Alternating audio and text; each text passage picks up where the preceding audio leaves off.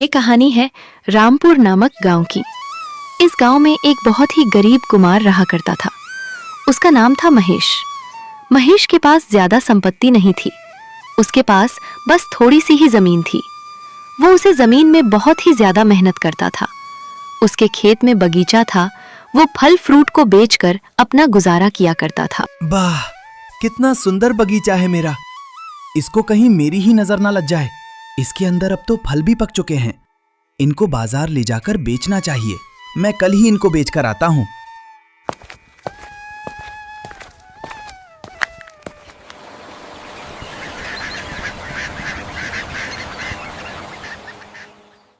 अजी, आज आप इतनी जल्दी कैसे आ गए? क्या मन नहीं लग रहा आपका बगीचे में, या फिर कोई बात आपको सता रही है? मुझे बताओ, तुमको क्या परेशानी है? अरे नहीं मालती, आज मैं बहुत खुश हूँ क्योंकि हमारा बगीचा पहले से बहुत सुंदर लगने लगा है। अब तो उसमें बहुत ज्यादा फल भी पक चुके हैं। और तुम बात करती हो चिंता की ऐसी, तो मुझे कोई चिंता नहीं है भाग्यवान। अरे वाह, क्या बात है भाग्यवान। तुम सही ढंग से हमारे बगीचे की देखभाल करते रहना। वो हमारे बच्चे जैसा है। क्योंकि भाग्यवान, वैसे ही तो हमारे पास ज़मीन बहुत कम है और हमारे पास पैसा कमाने का सिर्फ हमारा बगीचा ही एकमात्र सहारा है। ठीक है भाग्यवान, अभी हम लोग सो जाते हैं। रात भी बहुत हो चुकी है। मैं कल सुबह ही उठकर फलों को तोड़कर बाजार में बेचने ले जाऊंगा। वैसे भी हमको पैसे की बहुत ज्यादा जरूरत है। अरे भाग्यवान, मैं आपको एक बहुत ही अच्छी खुशखबरी देना चाहती हूँ। क्या आप सुनना चाहोगे? मुझे तो उम्मीद है कि आप बहुत ही ज्यादा खुश हो जाएंगे। अरे मालती, ऐसी कौन सी खुशखबरी है जिसको तुमने अभी तक मुझे नहीं बताया? क्या है मालती, मुझे बताओ। मैं बहुत उत्सुक हूँ सुनने के लिए। भाग्यवान, मैं माँ बनने वाली हूँ और आप पापा बनने वाले हो। क्या सच में? ये कोई सपना तो नहीं है? क्या तुम सही कह रही हो मालती? कहीं तुम मजाक तो नहीं कर रही मेरे साथ? अरे नहीं भाग्यवान, मैं आपके साथ कोई भी मजाक नहीं कर रही। हमारे घर में बहुत सालों से हम दोनों ही लोग हैं। आखिरकार भगवान ने हम गरीब लोगों की पुकार सुन ही ली। अब हमारे साथ एक और नया मेहमान आने वाला है। वो दोनों बहुत ही ज्यादा खुश हो जाते हैं। क्योंकि बहुत साल गुजर चुकी थी, लेकिन मालती को संतान सुख प्राप्त नहीं हो रहा था। आखिरकार भगवान ने उन लोगों की सुन ही ली। वो उस रात खुशी खुशी सो जाते हैं।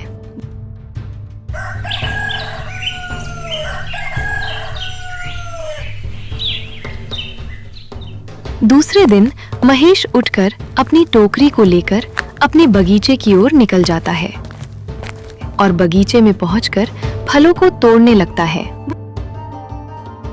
वो अपने सारे फलों को तोड़ लेता है। मैंने फल तो सारे तोड़ लिए हैं, अब इनको लेकर बाजार जाना चाहिए। वो अपने सारे फलों को अपने ठेले पर रखकर उनको बाजार में बेचने के लिए निकल जाता है। वो बाजार में पहुंचकर अपने फलों को एक व्यापारी को बेच देता है। अरे सेठ जी, मेरे फल कितने रुपए के हुए हैं? अरे भाई, तुम्हारे फल सिर्फ 800 रुपए के हुए हैं। अरे सेठ जी, इतने सस्ते कैसे हो सकते हैं? एक साल में एक बार तो फल लगता है पेड़ में, और उसी को आप इतना सस्ता दाम लगाकर बता रहे हो। ऐसा क्यों है सेठ जी? क्या मैं जान सकता हूँ इसकी वजह? अरे भाई, तुम्हारा कहना भी बिल्कुल सही है, लेकिन भाई मैं तुमको पैसा अपने घर से थोड़ी दूंगा। बाजार अभी मंदा चल रहा है क्योंकि बारिश के समय पर फलों की रेट थोड़ा कम देखने को मिलती है। अगर आपको देना है तो बताओ, नहीं तो आप चाहो तो आप अपने फलों को ले जा सकते हो। ठीक है सेठ जी, जितना भी रुपए बना है मुझे आप दे दीजिए। वैसे भी मैं फलों को वापस ले जाकर करूंगा भी क्या, क्योंकि मुझको तो फल बेचना ही था। वो व्यापारी महेश को पैसे दे देता है और महेश उदास चेहरा लेकर बेचारा अपने घर की ओर निकल जाता है। उसने सोचा था कि फल अच्छे दाम पर बिकेंगे, लेकिन ये तो बिल्कुल ही उल्टा हो गया। वो अपने सारे फलों को बेचकर अपने घर पर आ जाता है। क्या आ गए तुम बाजार से? आज कितने रुपए के बिके हैं हमारे फल? हाँ भाग्यवान, बेच आया हूँ, लेकिन बहुत ही ज्यादा सस्ते दाम पर बिके हैं हमारे फल। हमारे फल तो बहुत ही स्वादिष्ट और मीठे थे, फिर इतने सस्ते दाम पर कैसे बिके हैं भाग्यवान? भाग्यवान, व्यापारी स्वादिष्ट और मीठापन नहीं दिखते, वो सिर्फ दाम लगाते हैं। वो देखते हैं कि बाजार का क्या दाम चल रहे हैं। फिर भी कितने रुपए के हुए हैं जी? भाग्यवान, हमारे फल सिर्फ 800 रुपए के बिके हैं। मैंने जितना सोचा था, ये तो उससे कई ज्यादा कम के बिके हैं। वो लोग बात कर ही रहे होते हैं, तब तक वहां पर जमींदार आ जाता है और उसकी जमीन के विवाद के ऊपर बात करने लगता है। क्यों महेश, तुम इस साल तो मुझे ब्याज भी देने नहीं पहुंचे। ऐसे कैसे काम चलेगा महेश? पैसे तो तुमको देने पड़ेंगे। जमींदार जी, मुझ गरीब पर थोड़ा रहम कीजिए। मेरे पास अभी इतना पैसा नहीं है। मुझे कुछ दिनों का और समय दीजिए। मैं आपके पूरे पैसे ब्याज सहित लौटा दूंगा।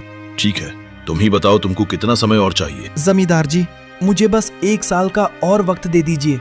मैं वादा करता हूँ कि आपके सारे पैसे आपको लौटा दूंगा। 1 साल तूने कुछ ज्यादा नहीं बोल दिया, लेकिन कोई बात नहीं, ब्याज थोड़ा और बढ़ जाएगा। जमींदार जी, वैसे ही तो ब्याज बहुत ज्यादा ले रहे हो आप। अब आप कृपा करके ब्याज ज्यादा मत लीजिए जमींदार जी।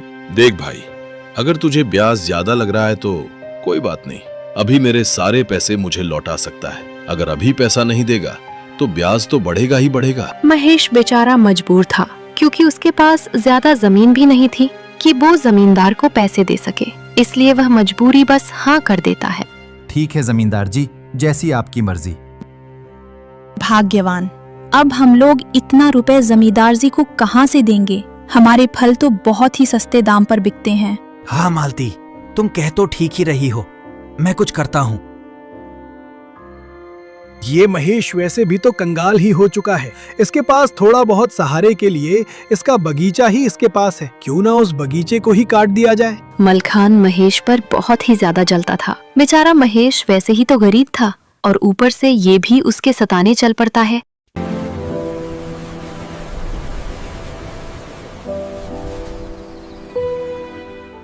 वो अपनी कुल्हाड़ी लेकर रात को बगीचे में पहुंचता है। अरे महेश, अब देखता हूँ तुझे, तू अब पूरी तरह से कंगाल कैसे नहीं होता है। आज तेरे सारे बगीचे को ही काट देता हूँ। तभी उसको एक आवाज आती है। रुक जाओ तुम ऐसा नहीं कर सकते हो मेरे रहते। कौन हो? मैं एक जादुई आंवले का पेड़ हूँ। तुम ये क्या करने जा रहे हो? तुम जानते भी हो तुम कितना दुष्ट कार्य करने जा रहे थे। क्या ये सपना है क्या? जादुई पेड़ तो मैंने सिर्फ कहानियों में ही सुना था। क्या हकीकत में भी होता है क्या? हाँ, जादुई पेड़ हकीकत में भी होते हैं, सिर्फ कहानियों में ही नहीं होते, समझे? तुम मुझे कैसे रोकोगे? तुम्हारे पास तो चलने के लिए पैर नहीं है और मुझे पकड़ने के लिए हाथ नहीं है। तुम जादुई होकर भी मुझे नहीं पकड़ सकते हो। मुझे हाथ पैर की कोई जरूरत नहीं है। मैं बिना हाथ पैर के भी तुमको रोकने में सक्षम हूँ। ठीक है, तो देखते हैं तुम मुझे कैसे रोकते हो। मलखान उस जादुई पेड़ की बात नहीं मानता है और वह आगे बढ़ जाता है। वो जैसे ही आगे बढ़ते तभी हवा में उड़ते हुए एक लाठी आ जाती है और उसको मारने लगती है। ठहरो, मुझसे बहुत बड़ी गलती हो गई है। मुझे माफ कर दो। मैं अब कभी भी ऐसी गलती दोबारा नहीं करूंगा। ठीक है, मैं इस बार तुमको जाने देता हूँ। अगर कभी भी ऐसी गलती दोबारा की तो इस बार इल्जाम बहुत भयानक होगा। तभी वो वहां से दौड़ते दौड़ते भागने लगता है।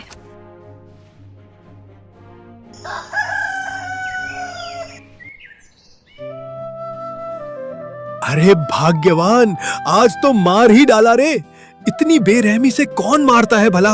अजी, किसकी बात कर रहे हो तुम? किसने किसको मार डाला? अरे भाग्यवान, मैं महेश के बगीचे को काटने के लिए उसकी खेत पर गया था, लेकिन मैं जैसे ही उसको काटने वाला था वैसे ही एक जादुई पेड़ ने मेरे ऊपर लाठियों की बारिश कर दी। जादुई पेड़? कैसा जादुई पेड़ भाग्यवान? कहीं आप पागल तो नहीं हो गए? अरे नहीं विमला, मैं बिल्कुल सही कह रहा हूँ। मेरा यकीन कीजिए, मैंने मेरी आंखों से देखा है। क्या सच में भाग्यवान वो जादुई पेड़ है? अगर वो सच में जादुई पेड़ है तब तो हमारी तो किस्मत ही बन गई। अरे भाग्यवान, तुम आखिर कहना क्या चाहती हो? मैं कुछ समझ नहीं। मेरे कहने का मतलब ये है भाग्यवान, क्यों ना हम उसके पास जाकर उसे खजाना मांगे? अरे विमला, मैं तो क्या, मेरी परछाई भी ना जाए उसके पास में तो मेरी उम्मीद तो तुम छोड़ ही दो कि मैं तुम्हारे साथ वहाँ पर जाऊंगा। अरे डरपोक हो तुम, तभी तो हम लोग गरीब हैं। तुम चूड़ियाँ पहनकर घर में बैठ जाओ, मैं खुद ही चली जाऊंगी उसके पास में। अगर अपनी जान प्यारी है तो मैं तो कहता हूँ कि उस पेड़ को भूल ही जो भाग्यवान, वरना ये तुम्हारे लिए अच्छा नहीं होगा। रात हो जाती है। विमला बहुत ही ज्यादा लालची किस्म की औरत थी। वो अकेली ही उस जादुई पेड़ के पास जाने लगती है। वो वहां पर पहुंचकर पेड़ को धमकियां देने लगती है। अरे जादुई पेड़, मेरे लिए बहुत सारा खजाना दो। अगर नहीं दिया तो मैं तुम्हारे साथ बहुत कुछ कर सकती हूँ। आखिर परेशानी क्या है तुम्हारी? तुम मुझसे बात कैसे कर रही हो? क्या तुमको तमीज नहीं है बात करने की? तुमको मैंने जितना बोला है सिर्फ उतना ही करो। मेरे पास फालतू का टाइम नहीं है तुमसे बकवास करने को। अगर मैं तुमको धन नहीं दूंगा तो तुम मेरा क्या कर लोगी? वहाँ पर मलखान की कुल्हाड़ी पड़ी हुई थी। वो उसे कुल्हाड़ी को उठा लेती है और पेड़ को काटने के लिए आगे बढ़ जाती है। तभी वो पेड़ उसको जोरदार बिजली का झटका देने लगता है। अरे बचाओ! अरे कोई तो मेरी मदद करो, ये दुष्ट पेड़ मुझको मार डालेगा। वो इतना कहकर वहाँ पर बेहोश हो जाती है। लगभग आधी रात के समय उसको होश आता है। वो वहाँ से तुरंत ही भागने लगती है और भागते भागते अपने घर पर आ जाती है। अरे विमला, तुम तो मुझको कुछ ज्यादा ही खुश नजर आ रही हो। क्या हम लोग धनवान बन गए? अरे मूर्ख, कैसा पति है तू मेरा? कम से कम इतना तो बताना था ना कि वो पेड़ मारता भी है। अरे दिमाग की बुज़दिल औरत, मैंने तो तुझको कितनी बार बताया था, तूने ढंग से सुना नहीं था क्या? मैं क्या बोल रहा था कि मुझको बहुत मारा है उसने।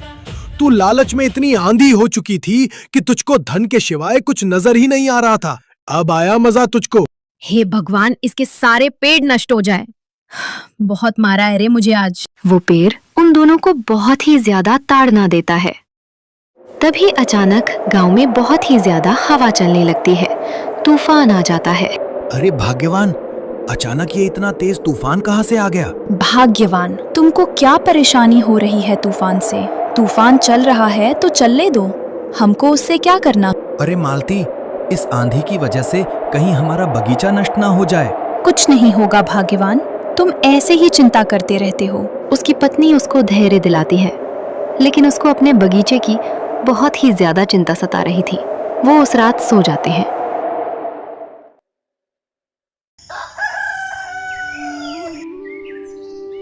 महेश दूसरे दिन अपने खेत पर जाकर देखता है कि उसका सारा बगीचा रात के तूफान की वजह से बिल्कुल नष्ट हो चुका था। हे भगवान, तू कैसा अन्याय करता है गरीबों के साथ। मेरे पास वैसे ही तो कुछ नहीं था, अब तो तूने थोड़ा बचा खुचा सहारा भी मुझसे छीन लिया। अब मैं क्या करूंगा भगवान? अब तो जमींदार भी मेरी जमीन को मुझसे छीन लेगा। महेश अपनी किस्मत को कोस रहा होता है, क्योंकि उसके पास एकमात्र उसका बगीचा ही एक सहारा था। लेकिन अब तो वो भी उसके पास से चला गया था।